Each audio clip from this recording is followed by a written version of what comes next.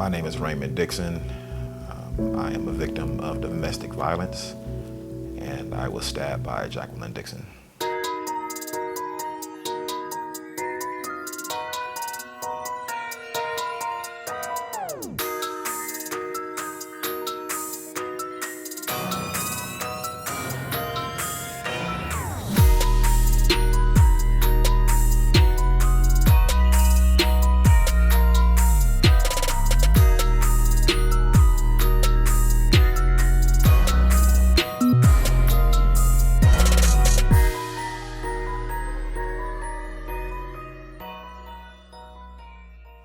I settled in, I went to bed. I think I had just gotten in the bed. And then Patrick called me. I picked up the phone and he said, "Keisha, come to Mom's house. Jackie just stabbed me and ran over Victoria." And all of a sudden I get a knock on the door saying we have to go to my grandmother's because my uncle got stabbed and my cousin got ran over. So many police cars, it was ambulance, fire trucks. It was just chaotic in the parking lot. I saw Patrick laying on the ground, so I walked up to him first, and he was lying on his side, and he looked up at me, and I said, "Baby, I'm here."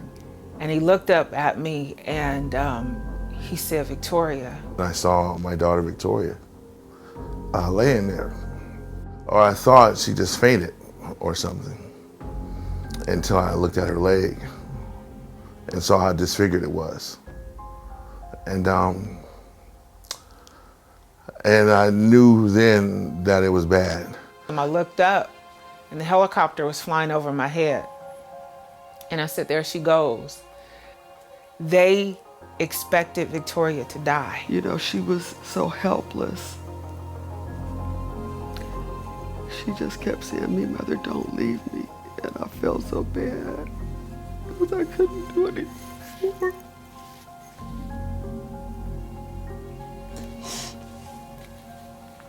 And she's my baby, and I couldn't help it.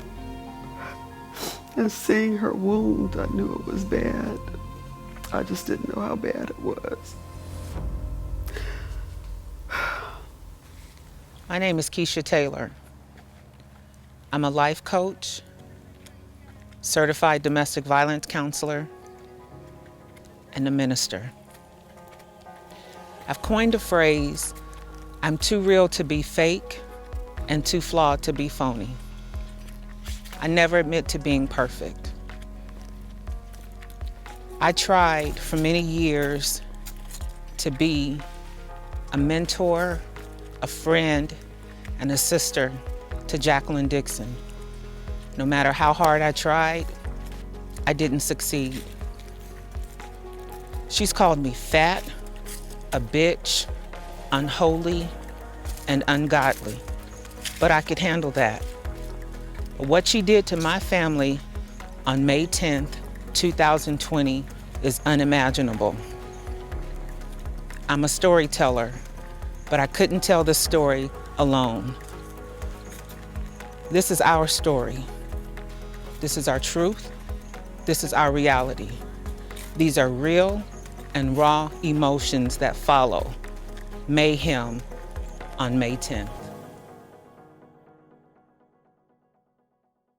We needed to head over to my brother Raymond's to hear his account of how he met Jackie, what happened in their marriage, and the events that led up to May 10th. How did you meet Jacqueline Dixon? I met Jacqueline on MySpace, actually. The night when I did reach out to her, I was working at Kaiser, graveyard shift, just bored. Asked, if she remembered talking to me or reaching out to me. And of course, I don't know if she did or not, but just, began small talk. I was married at the time, in another relationship. I was married. Had a son who was in the hospital because he was born early. But his mother and I were more on a rocky rocky stages of our relationship. So, I reached out and started communicating with Jackie.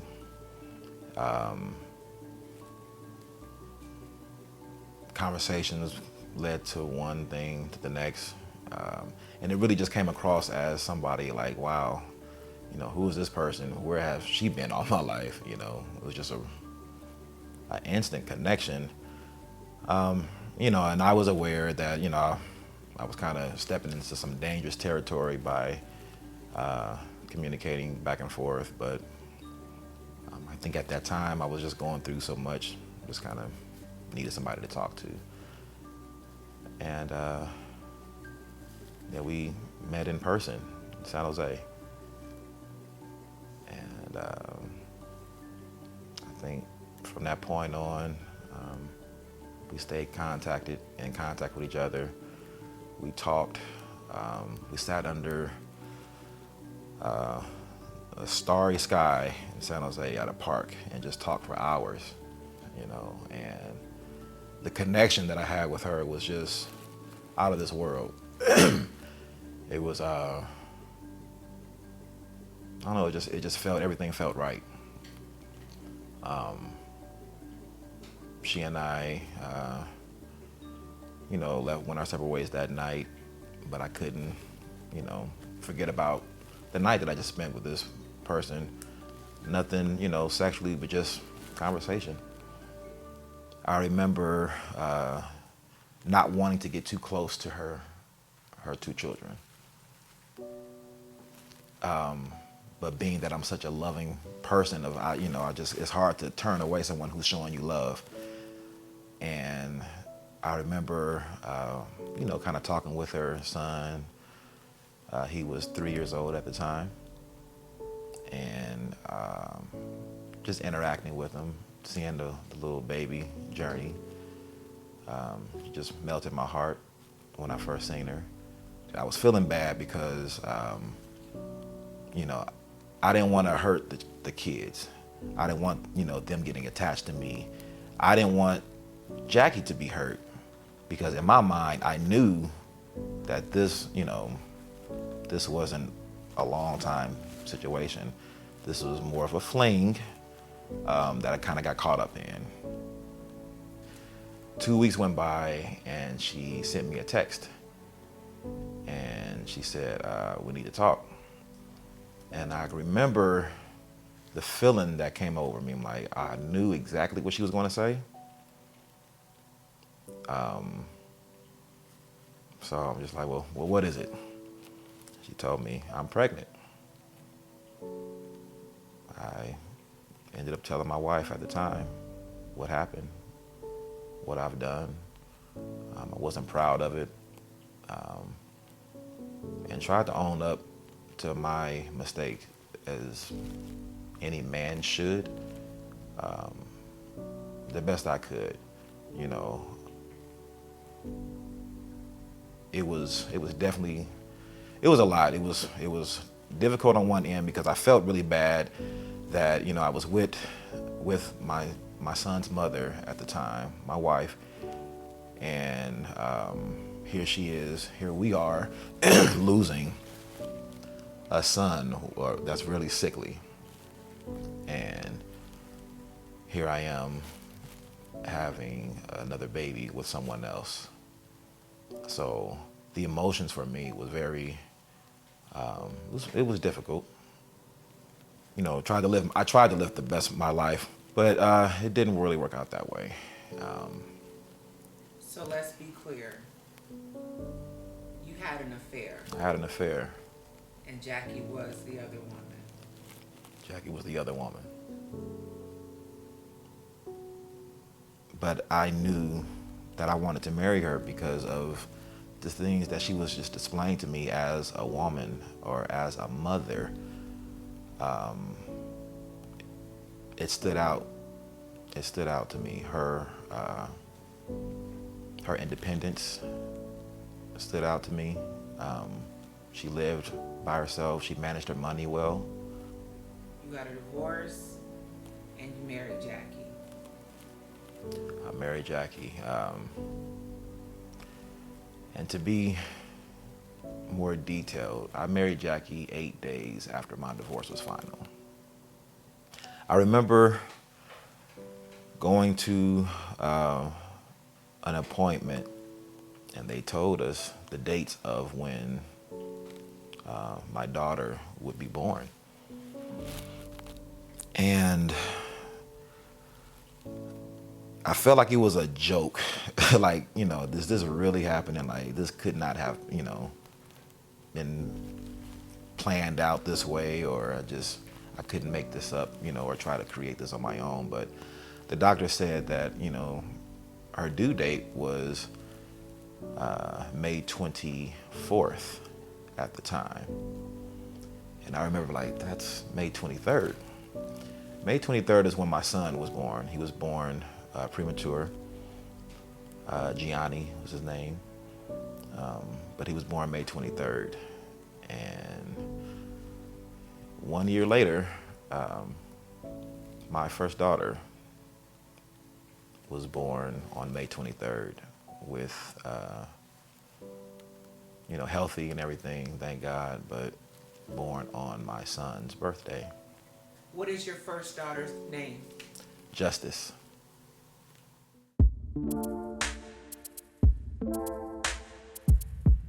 In 2017, with their family being well established and 5 children between them, things began to unravel.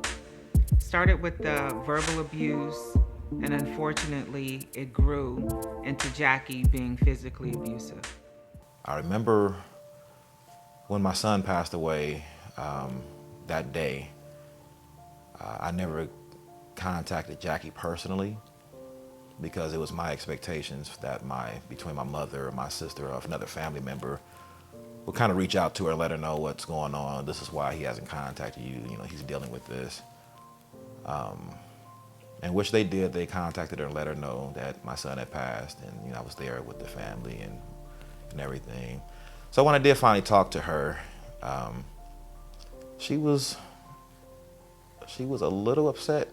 Nothing to the point where she was just angry, but she felt some type of way because I didn't personally call her and let her know that my son passed away. And she felt that because of the connection that she and I had, that she would be one of the first person that I reached out to let her know. And I remember, you know, trying to be understanding on both sides. I was trying to be understanding on the side of, well, you know, of course, I'm not going to disrespect further my wife, you know, and have my mistress, you know, be involved in something so challenging and so difficult for us. That had nothing to do with her. So I remember just having that feeling like, you know, well, I'm trying to be understanding, and I don't want to upset you. And I didn't, and try to explain myself a little bit why I didn't call, and, you know, and so she didn't show any type of, you know, physical anger. She was just, you know, she felt a little uneasy and bothered by it. And I tried to comfort and assure her. And here I am trying to comfort her when my son just passed away, that it wasn't anything malicious or, but that was a red flag to me.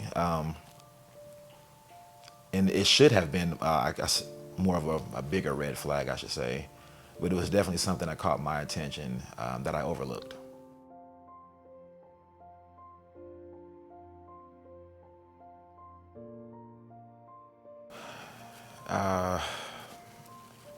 During that time, she was, well, prior, we've had some issues where when Jackie gets mad, like you know, she'll say and do some ruthless things, and just say some very hurtful stuff.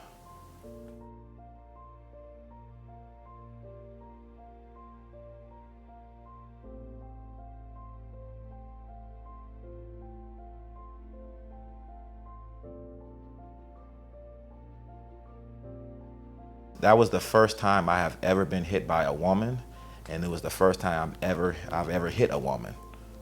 She slapped my glasses off my face. I couldn't see where my glasses were, but I knew I'm about to go to jail. I knew it. So my first reaction was, let me hurry and put some clothes on. 'Cause I was just in my underwear and a t-shirt. Let me hurry and put some clothes on, and let me try to find something, and doing all of this, and then Josiah, her oldest son, who actually she called out to come out and tell him, Josiah, Daddy just hit me. And so he's asked me, Dad, but you promised me you would never, So I don't really have time to have a conversation with him. Like, this is what happened. I'm just trying to get my things, not to leave, but I want to be dressed for when the police get here. Why did you just know you were about to go to jail? That's how the system is. You got to have a woman calling, saying that her life is in danger. Her husband just put his hands on her. I'm a big guy. Here you are. She's very light-skinned, and she put on a full show.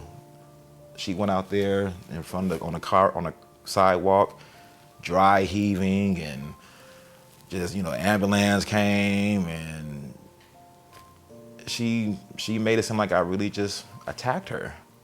What happened when the police came? They approached me with caution. They slowly, but they can see my mannerisms were everything was. I was very calm. I was calm by that time, and I let them know what happened. And then I told them, I have this whole thing on recording. I'm like, I'm not exaggerating anything. I said I have the entire, from start to finish, I have it on recording. And I was looking for the video cameras in my home, but it didn't pick it up on the camera, but I still had my audio. So the police officer was walking around, it was like a 6-minute audio. He was walking around the house listening to the whole thing. And he can clearly hear that she was the aggressor. But we both got arrested. I was put in handcuffs first. I was only in the holding cell for maybe 20 minutes. And I remember the police officer telling me, he said, I don't feel that, you should be going. I don't think it's right, because she's clearly the aggressor. But just, until we get everything squared away, my supervisor wants me to take you down.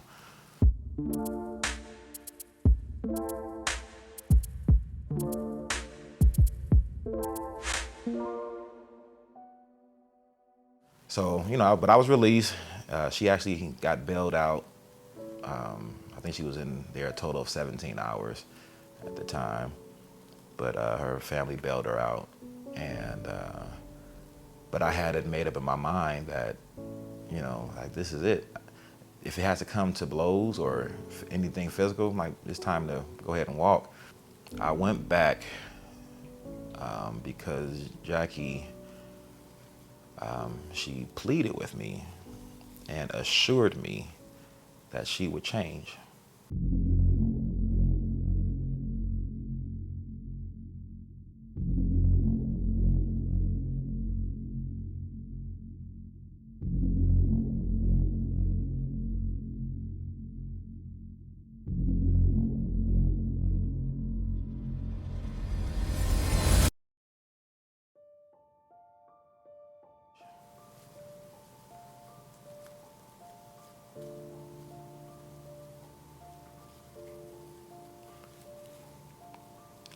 She said that she would change.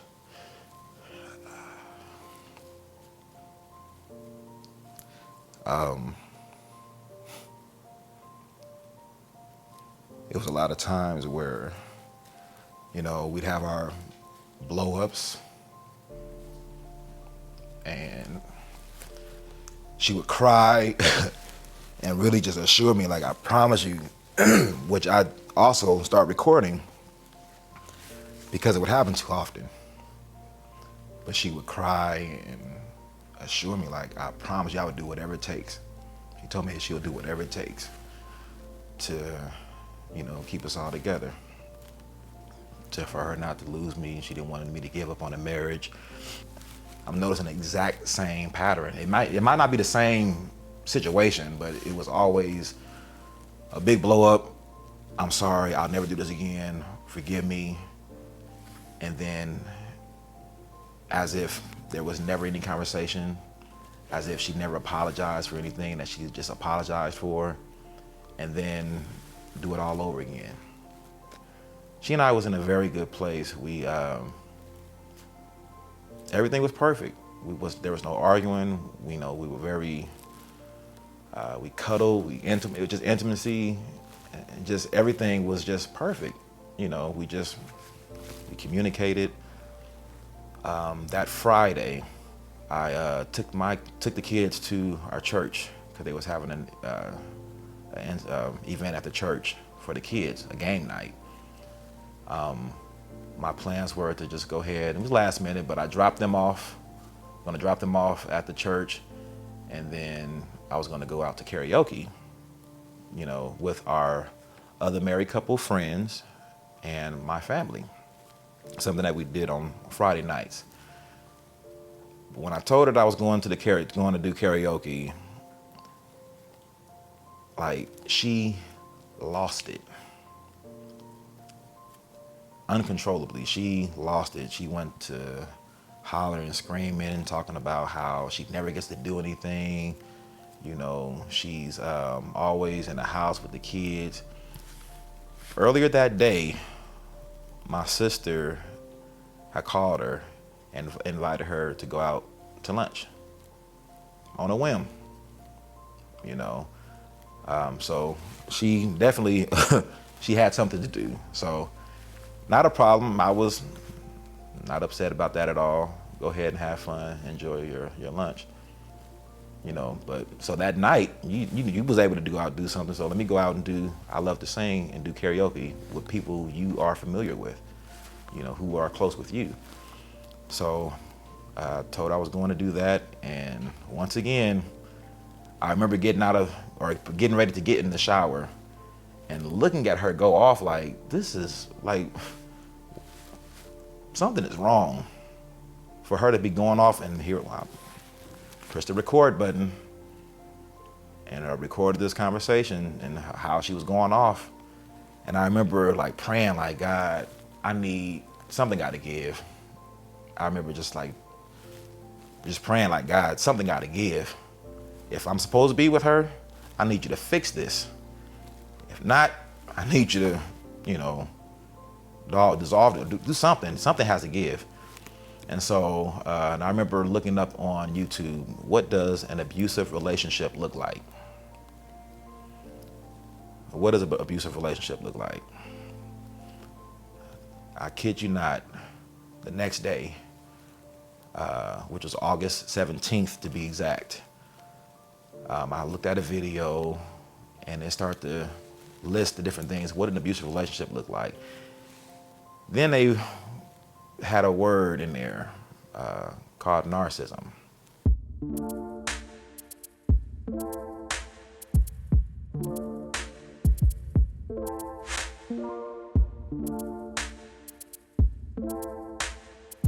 So then I began to do some research about narcissism.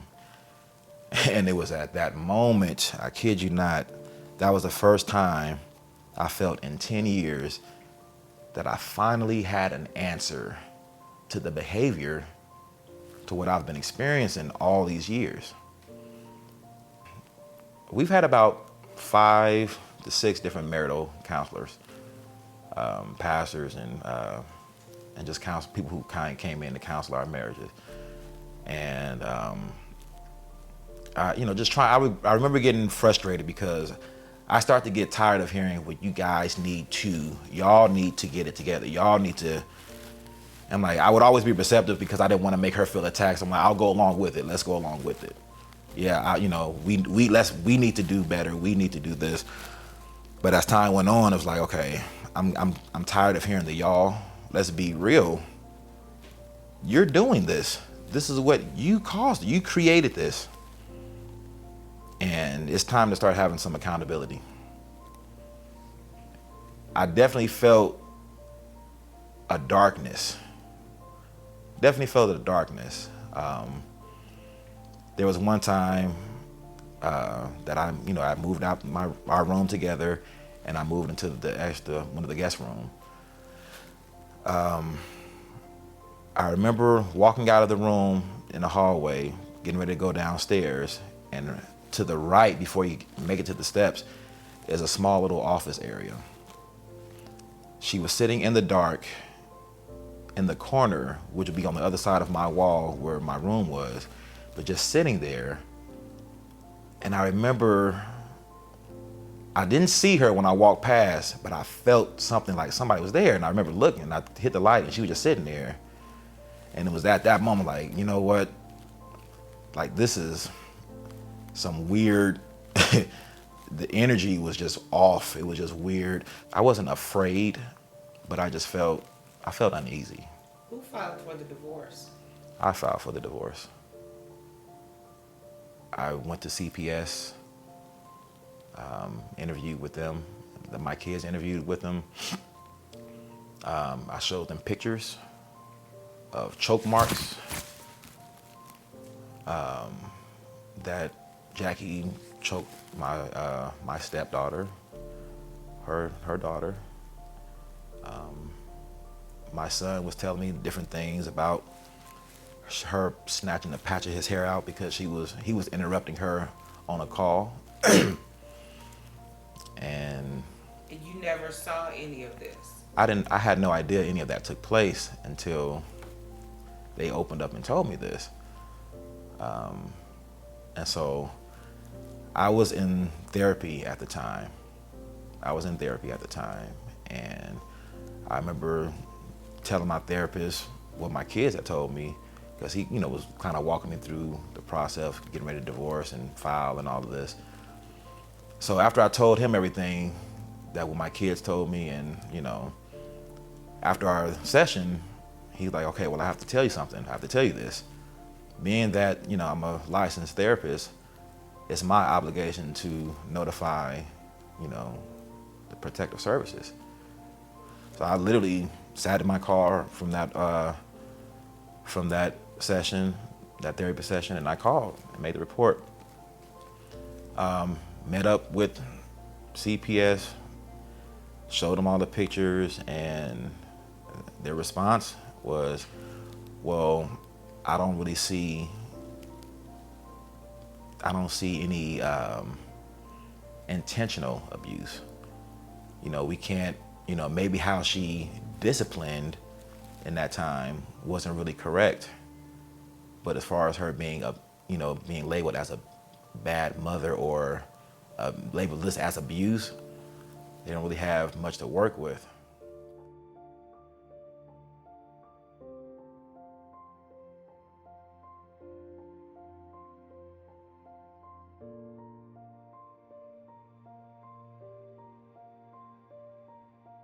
I had her served the divorce papers along with the restraining order papers that the judge denied.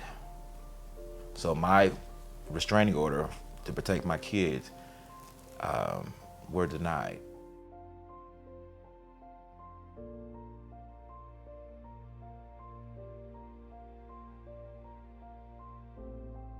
I met Ray at Toys R Us when we both worked there in Dublin about 8 years ago.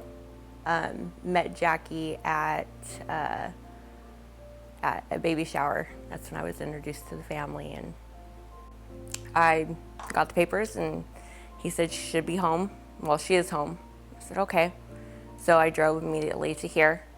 She was in the garage and she was yelling up a storm. I don't know if she was yelling to herself, yelling on the phone, but I pulled up and I walked towards her, and she said, oh, hey, what are you doing here? What are you doing here? And I said, Jacqueline Dixon, you've been served.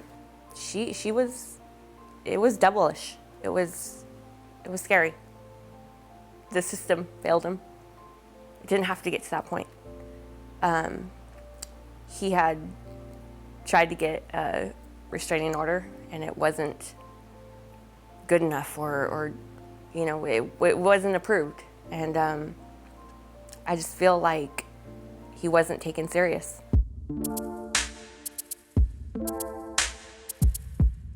She told me that Monday that she had filed for a restraining order and that the judge granted it.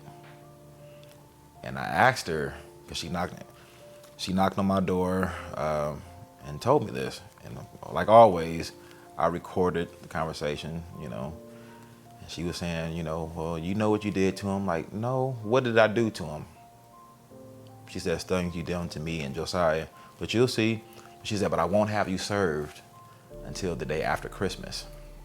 The day after Christmas, she waited till the day after Christmas to have me served. And that was because I had to make Christmas dinner.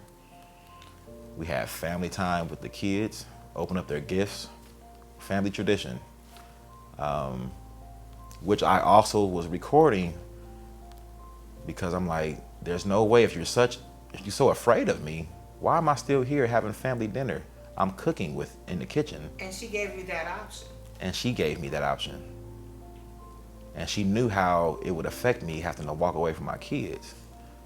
But she didn't care. So Christmas Day, next day comes, she have her friend come and serve me, get all my things. I had a lock on my door in the room, and that was that. She went to the court and she was saying how, she was telling the judge how she was deathly afraid of me. She was telling the judge how her son was deathly afraid of me, that he can't stop wetting the bed because he was so afraid of me. She cried and, did the whole scene.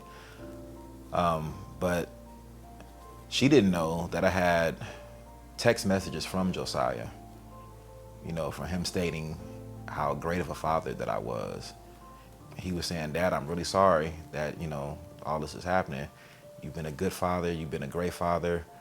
Don't let this bother you. Thank you for always being the best father anybody could ever ask for. His words. Printed all that up, and along with pictures and other things that, other evidence that I had, and the judge saw, and he told me, he said, you're doing everything right.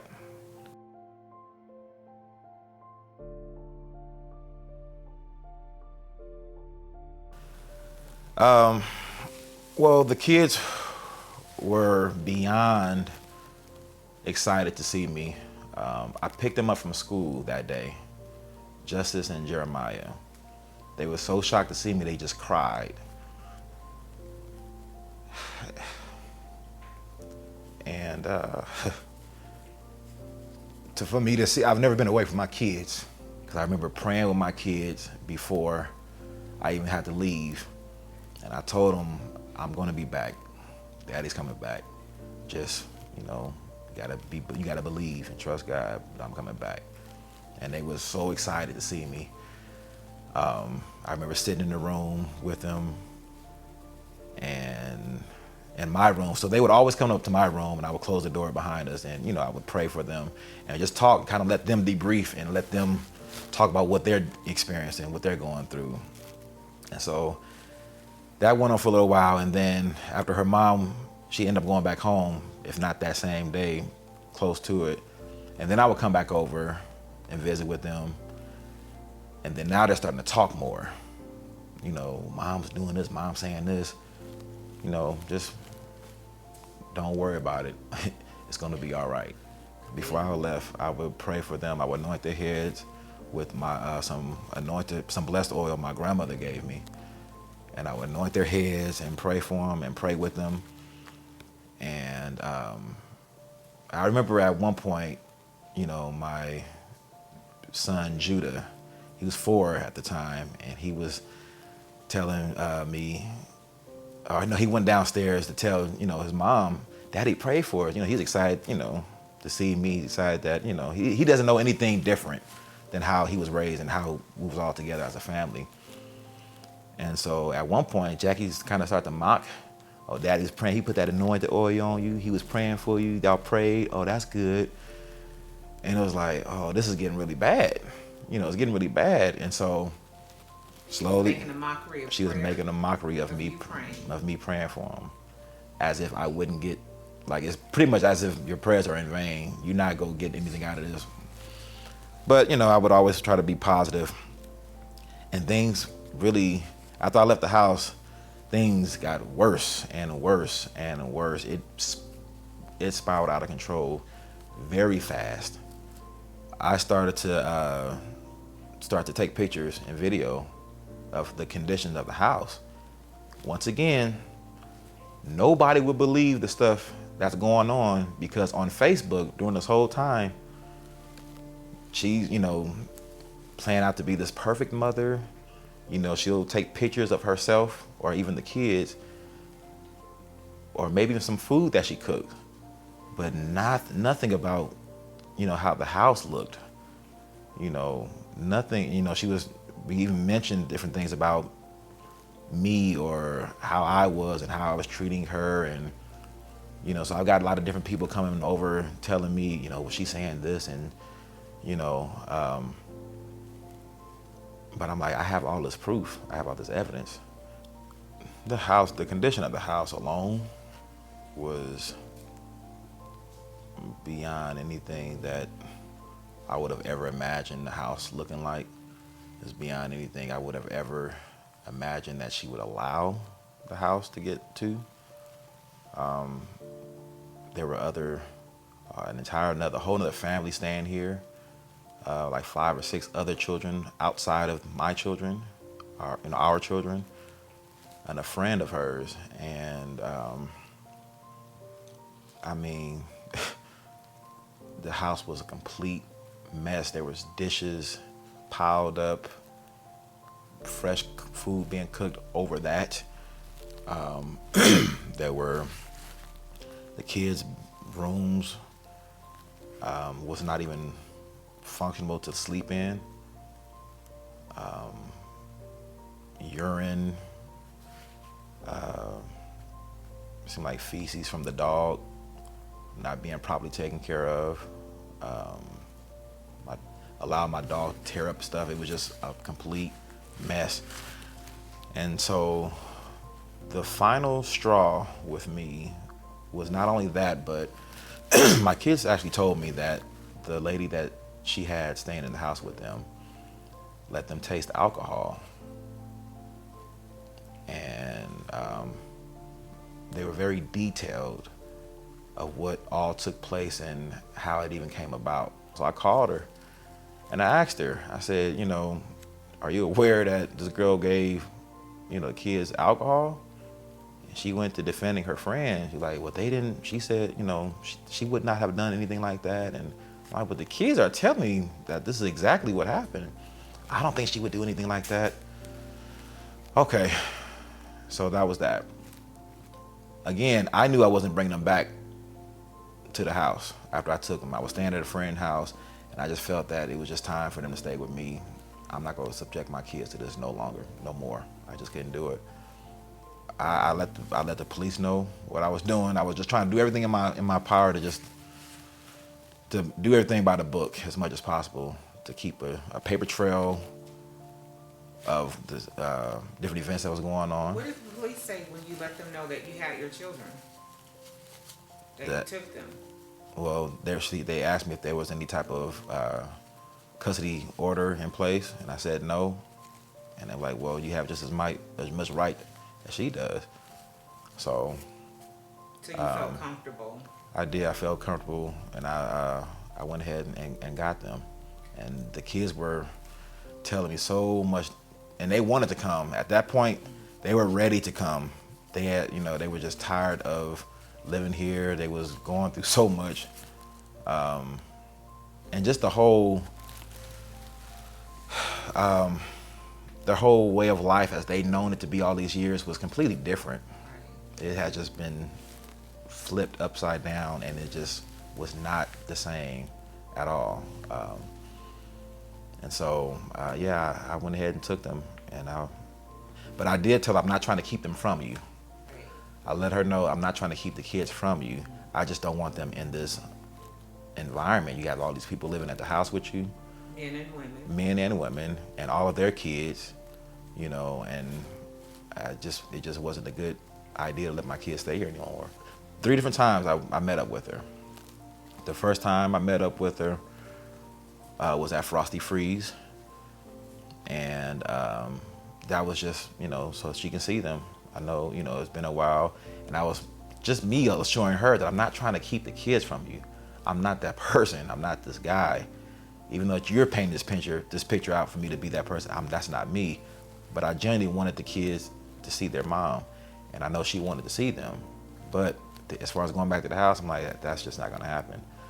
So she was able to see them.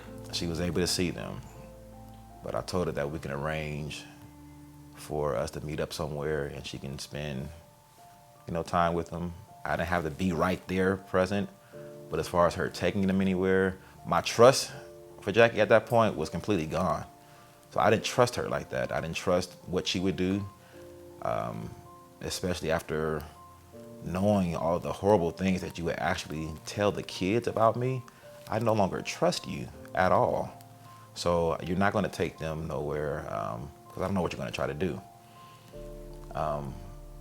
But I did want them to be able to see her.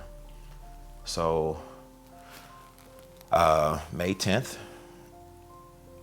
as I'm heading over to my mom's for the kids to meet up with her there, we agreed that she would meet up at my mom's house because it was neutral grounds. So yeah, I thought that this was, smooth sailing, no issues. She's not going to act out in front of mom, surely. And everything was fine. There was no issues. She asked to talk to me outside the door.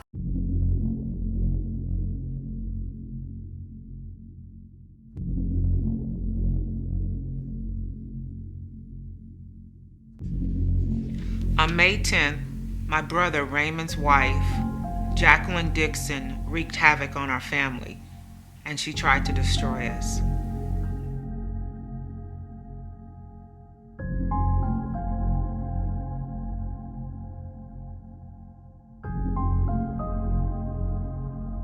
Victoria has always been just a light. She's her own person. She is strong-willed. She's a lot like her mom, but bright, beautiful smile, very athletic.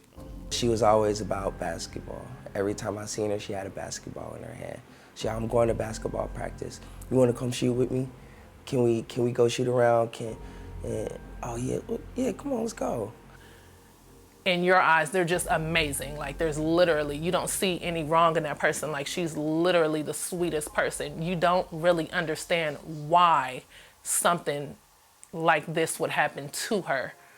It's something I've never seen before in my life. I looked at my phone and a message said, "Call me, it's urgent." So I knew something was wrong. First, my wife called me, 2 or 3 times, and then she left a message saying something was urgent. So something was really, really wrong. I walked towards the tree where Victoria was, and I walked up on her, and I literally stumbled back and dropped my keys and wallet in the middle of the street. And my honest reaction was, the bitch did it. And I hate to see them, in that, in the state that they were in, the state that she's in. I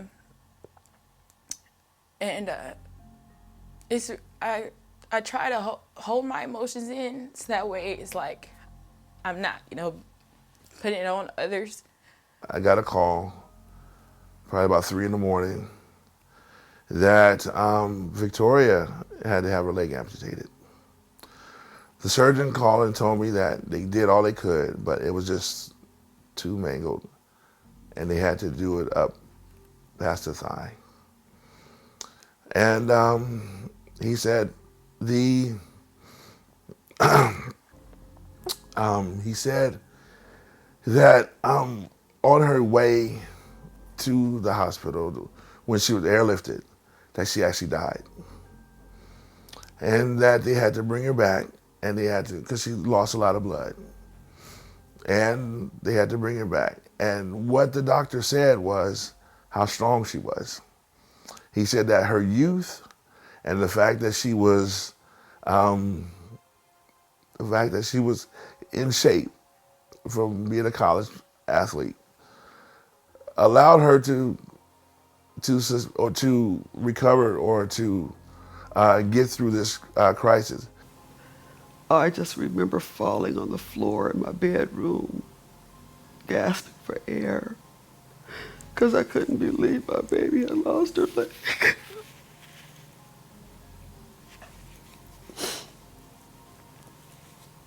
It's affected me a lot. I worry about all of my grandchildren. I worry about them. I've had anxiety attacks, lots of anxiety attacks.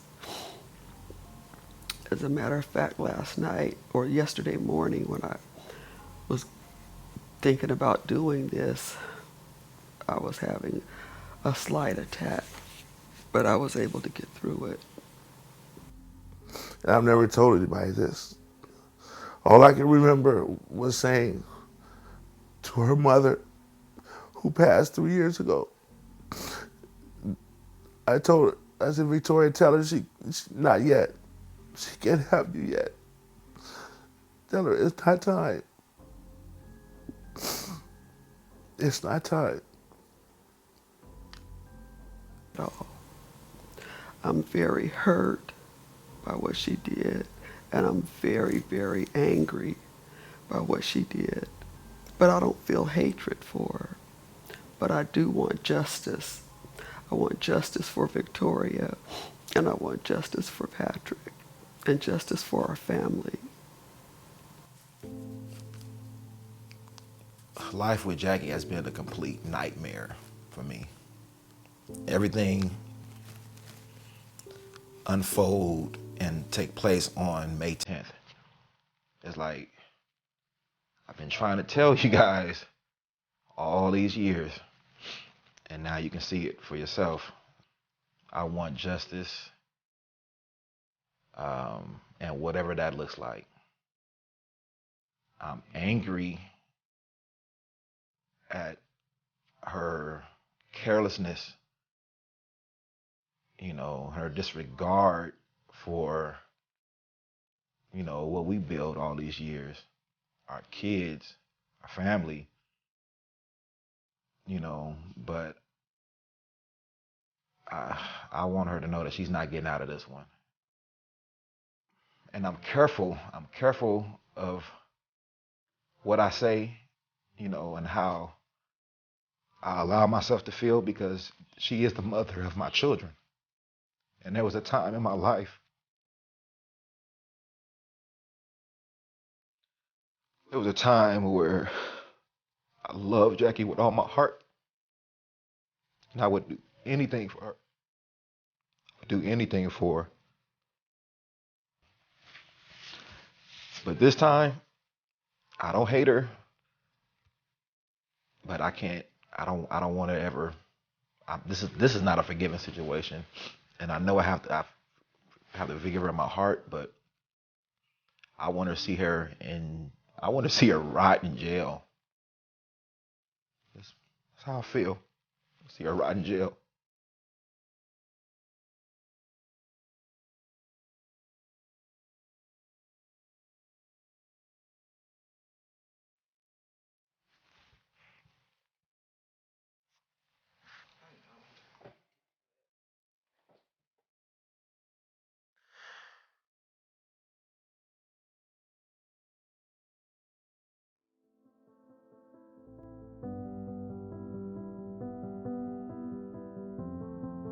What do you believe the outcome should be?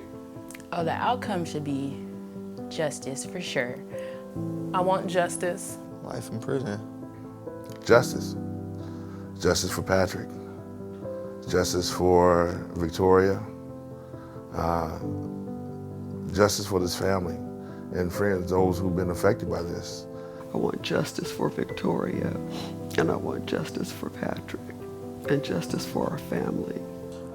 There are times when people need to go to jail and sit down and really, really get their situation together and pay for the things they've done. And Jackie falls under that under that category for me. Jackie needs to sit down and to do some time and to get herself together to get help. Justice. Justice. I want justice for Patrick. I want justice for Victoria. I want Jackie to leave prison either on a walker or in a box.